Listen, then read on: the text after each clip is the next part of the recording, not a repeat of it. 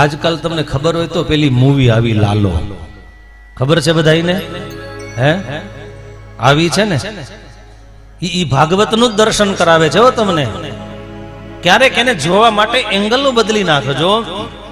ઈ આપણને એ શીખવાડે છે કે કદાચ આપણા દીકરાઓ હોય, દીકરીઓ હોય કે આપણે લોકો હોઈએ, પણ યાદ રાખજો ગમે તેટલા સજ્જન હોઈએ, તુલસીનો ક્યારો લઈને યાત્રાએ જતા હોઈએ, સાધનાના એ માળા અને મંત્રને લઈને જતા હોઈએ, પણ જીવનમાં જો ખરાબ માણસનો સંગ થાય, ખરાબ કુટેવની જો એકવાર એન્ટ્રી થઈ જાય ને, તો યાદ રાખજો અધપતન થકી કોઈ બચાવી નથી શકતું.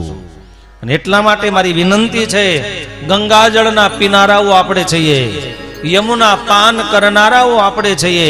ભલા થઈ અને પવિત્ર ઋષિ મુનિઓના હૃદય દાજે ને એવું ક્યારેય ખાન ને પાન કરશો નહીં.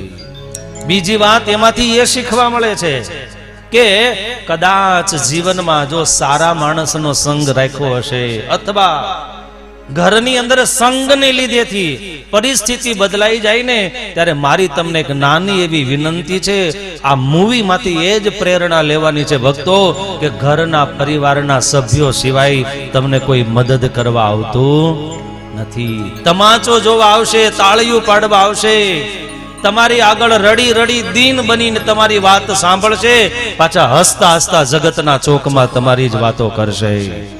આ શીખવાડવા એ જ માગે છે. ભગવત ગીતાનો સાર છે.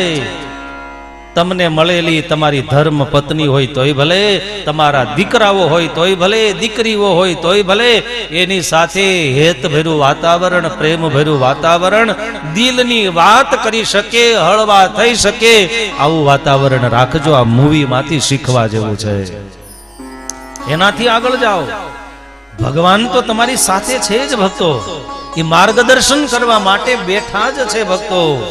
પણ આ જીવ જ્યારે એને ભૂલી જાય છે ને, ત્યારે ભગવાન એને સ્મૃતિ કરાવે છે.